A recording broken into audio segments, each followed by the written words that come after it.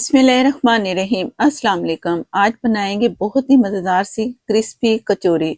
ऐसी कचौरी कि आप बनाने पे मजबूर हो जाएंगे बार बार, क्योंकि ये बहुत मज़ेदार और आसान रेसिपी, तमाम टिप्स बताऊंगी जिससे बनेगी आपकी हर कचौरी फूली फूली, क्रिस्पी और बहुत ही मज़ेदार। कचौरी के लिए मैंने 2 कप मैदा लिया है और इसमें ऑयल जाएगा 1/4 कप। ये बैलेंस बिल्कुल ठीक है। अगर इससे ज़्यादा ऑयल डाल दिया या कम डाल दिया तब भी कचौरियाँ सही नहीं बनेंगी।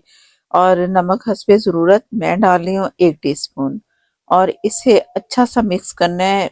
जब मैदा और ऑयल मिक्स करते हैं लम्स बनते हैं, उनको हाथों से मसल मसल के इस तरह आपने इसे मिक्स करना है कि यकजा हो जाए मैदा और ऑयल। जैसे ही ये एक जैसा हुआ है तो मैं आपको दिखा रही हूँ। और अब इसमें पानी डालेंगे। पानी 1 कप मैंने ले लिया है और थोड़ा थोड़ा पानी इसमें डालते जाएंगे। और ये नरम सी डो होती है, बहुत ज्यादा टाइट डो नहीं होती। अगर ज्यादा सख्त रखेंगे तो तब भी कचौरी हमारी ठीक नहीं बनेगी। पानी ध्यान से डालना है, थोड़ा थोड़ा करके डालते जाएंगे और गूंथते जाएंगे। जैसे ही डो तैयार होती है तो मैं आपको दिखाती हूँ। 1 कप मैंने पानी जो लिया था ना, तो थोड़ा सा बच गया पानी। बाकी ये नरम डो आपके सामने इस तरह की डो होनी चाहिए। और इसे अच्छा सा मसल मसल के गूंद के इसे छोड़ देंगे ढक के। और 20 से 25 मिनट आप छोड़ दें इसे। तो इसके बाद फिर दोबारा इसे गूंदना है। गूंद के फिर मैं आपको पेड़े करके दिखाऊंगी।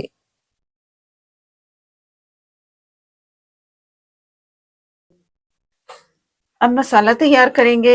1/2 टीस्पून ऑयल लिया, 1 टीस्पून बेसन। बिस्मिल्लाहिर्रहमानिर्रहीम। इसे छान ले। गुठलियां अक्सर बन जाती है ना, तो जरा छानने से ये होगा कि गुठलियां खत्म होंगी। बेसन को हमने थोड़ा सा भूनना है कि इसकी खुशबू आए, कच्चापन खत्म हो। बेसन की खुशबू आ रही है, कच्चापन खत्म हो चुका है। कलर चाहे ना भी दें लेकिन बेसन कच्चा नहीं होना चाहिए। 1/4 टीस्पून चाट मसाला और इतने ही लाल मिर्च पाउडर, बहुत थोड़ी सी हल्दी। बाकी और मसाला अगर डालना चाहते हैं, गरम मसाला या पिसा हुआ धनिया, तो ये आपकी मर्जी है, आप डाल सकते हैं। इसे भी मैं इसी के साथ फ्राई कर लूंगी। आप ऑयल कम ही डालिएगा, बस थोड़ा सा डालना है कि जिससे ये हम आराम से रोस्ट कर सकें मसाले को और बेसन को। ये मैंने आलू लिया है, एक बड़े साइज का आलू लिया है जिसे मैंने बारीक काट के तो बॉईल किया। पानी बिल्कुल नहीं है, पानी नहीं इसमें होना चाहिए। जैसे ये बॉईल हुए ना, पक गए, कुक हो चुके थे, तो मैं थोड़ा सा पानी बचा था वो मैंने इसमें शामिल नहीं किया। आलू निकाल के अलग कर लिए और ठंडे कर लिए। बिस्मिल्लाहिर्रहमानिर्रहीम। अब इसके साथ हमने इसको चूल्हा बांधा है इस वक्त। अगर आपको पानी लगे तो आप चूल्हा फिर चला सकते हैं। अब इतने ये हो चुके हैं कि मैं चम्मच से किसी या दूसरी चीज से भी करूंगी ना, तो ये बहुत अच्छे से मैश हो जाएंगे। मैश करना है इन्हें। और जो बेसन डाला है, मसाला डाला है, तो उससे जो बेस है ना आलूओं की, बहुत अच्छी सी तैयार होगी।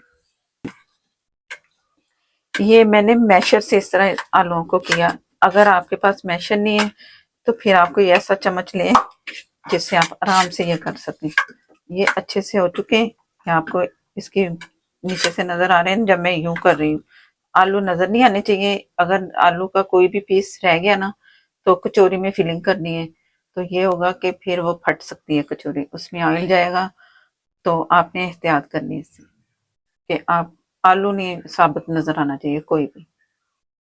ये आप छोटे साइज में गोली बनेगी इसकी, छोटी छोटी सी।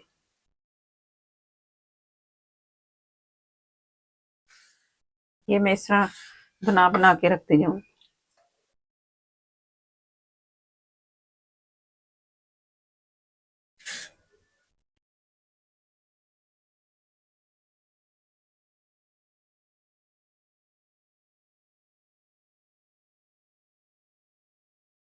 साइज है हमारे पास, और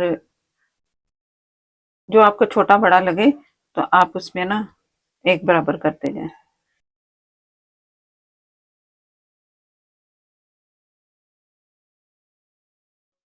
ये एक उठाया आपने, ये जो हमने इसके पीसेस बना लिए, इसे थोड़ा सा चिपटा कर लें।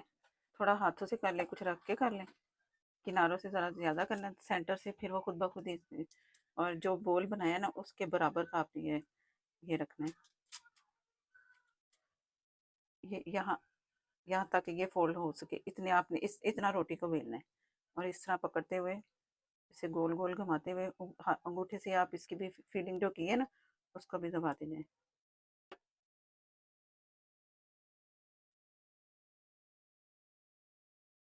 یہ جو اس کا فالتو ہے تھوڑا سا یہ اتار کے اسی سائڈ پہ اپنے رکھتے جانا ہے، اور ہاتھ سے فی الحال اتنا رکھنے سے تمام پیڑوں کی فیلنگ ہو چکی ہے، اور اسے اب ہم نے اس کی دینی ہے شیپ کچوری کی۔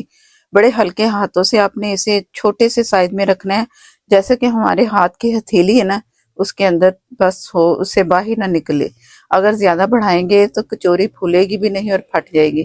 تمام کچوریاں میں نے اس طرح تیار کر لی ہیں، اور بہت ہی کم آئل گرم ہے، بہت کم گرم آئل ہے، اتنا کم کہ ڈالے تو ہلکے سے ببل نظر آئیں۔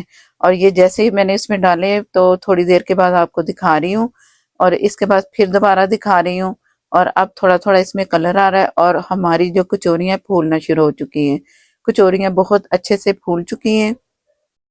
اب انہیں کلر دینا ہے، کلر اس طرح دینا ہے کہ بہت اچھا گولڈن سا پیارا سا کلر آئے۔ اب اتنا کلر آ چکا ہے نا تو میں فل فلیم میں نے کر دیا، اب اور تھوڑا سا کلر اسے دے کے تو میں اسے نکال لوں گی آئل سے۔ تیز آنچ پہ جب کچوری نکالیں گے تو اندر اتنا آئل نہیں جائے گا۔ اگر لو فلیم پہ آپ کچوری باہر نکالیں گے آئل سے تو آپ کی کچوری یہ ہوگا کہ اس میں آئل بہت سارا بھر جائے گا۔ تو فل فلیم کر کے آپ نے کچوریاں باہر نکالنی ہے جب لاسٹ ٹائم آپ کی کچوری تیار ہو چکی ہوگی۔ اب کلر اچھا سا آ چکا ہے تو میں کچوریاں نکال لوں گی۔ ہر کچوری کا ایک جیسا کلر ہے، تو بہت اچھی کرسپی سی مزیدار سی کچوریاں تیار ہو چکی ہیں، اور ان کے اوپر ایک الگ سی بھی لیئر ٹوٹتی ٹوٹتی سے نظر آئے گی جیسے کہ پیٹس کی ہوتی ہے۔ تو یہی اس کا خاص رزلٹ ہے کہ یہ بہت اچھی فرائی ہو چکی ہیں اور تیار بھی ہو چکی ہیں۔